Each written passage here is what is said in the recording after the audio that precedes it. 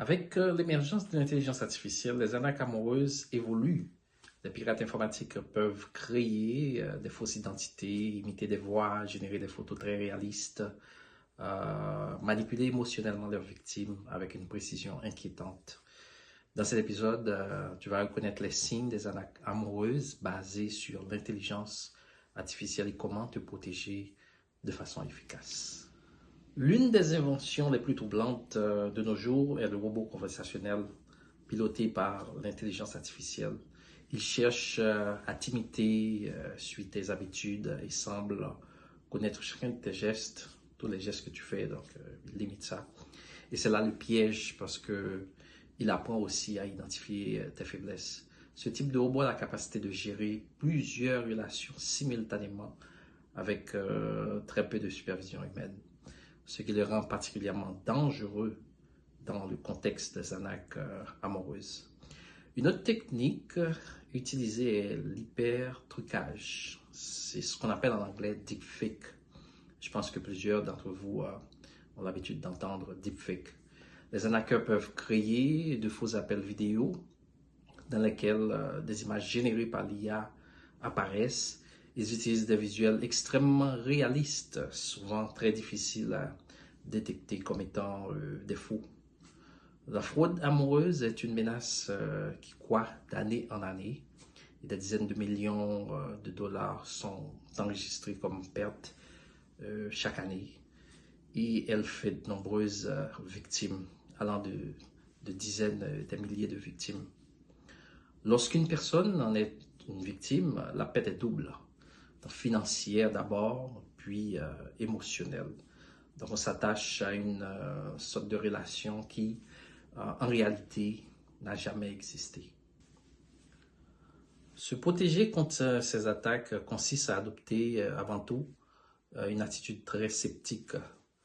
D'abord, c'est demander régulièrement des appels vidéo afin de voir la personne sous différents angles. Observe sa réaction lorsque tu lui demandes de bouger, de changer de position, de suivre des instructions spontanées. Donc, les vidéos générées par l'intelligence artificielle ont souvent du mal à gérer des mouvements imprévus. Ça, c'est leur faiblesse.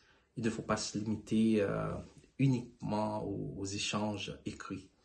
Donc, essaie tout le temps de demander des vidéos en mouvement de la personne. Privilégier les plateformes reconnues et professionnelles qui disposent de mécanismes de détection de fraude. Les arnaqueurs, qu'est-ce qu'ils font? Ils préfèrent généralement de déplacer la conversation vers des applications chiffrées comme Telegram ou WhatsApp, où généralement les contrôles de ces applications sont très limités. Donc, évitez d'effectuer les paiements en crypto-monnaie ou par virement bancaire direct. Donc, ce que font les fraudeurs, c'est qu'ils utilisent fréquemment des faux comptes ou des identités volées, donc pour recevoir l'argent, ce qui rend ces transactions difficiles à retracer. Donc, ils utilisent cette technique parce qu'ils ne veulent pas laisser de traces. Limiter aussi l'exposition de tes informations personnelles en ligne. Donc, les escrocs, qu'est-ce qu'ils font? Ils peuvent les exploiter, ces informations, pour créer un profil psychologique. N'oublie pas qu'ils sont des experts aussi, ces arnaqueurs. Donc, et affectif, précis, afin de mieux te manipuler, en quelque sorte. Faire confiance aussi à ton instinct, ça c'est une bonne technique qu'on suggère. Donc, sois attentif aux incohérences dans les conversations, ça peut te permettre de découvrir les arnaqueurs, les fraudeurs. Donc, aux contradictions dans les histoires racontées, tout ça. Et aux demandes urgentes donc d'argent ou bien d'informations sensibles. Donc, ils peuvent essayer de faire ça, hein, de demander des informations sensibles à n'importe quel moment. Ça peut commencer facilement de voir que dans les conversations, mais les arnaqueurs ne s'intéressent pas vraiment à l'argent ou bien aux informations sensibles. Mais après quelques temps, donc ça peut changer. Donc, dans les conversations, on te demande de faire des transferts. On peut te demander aussi de donner des informations sensibles. Les arnaques amoureuses alimentées par l'intelligence artificielle représentent une menace bien réelle et en pleine expansion. Les fraudeurs exploitent la technologie pour manipuler, tromper, créer des fausses relations, des relations artificielles, mais qui paraissent authentiques, à dire vrai. Face à cette réalité, la meilleure protection reste la vigilance. C'est ce qu'on vient de voir. L'esprit critique aussi et la prudence dans le partage d'informations personnelles.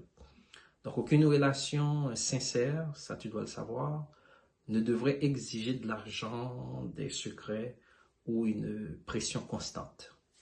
Donc, partager son cœur, c'est aussi protéger ses finances et ses données.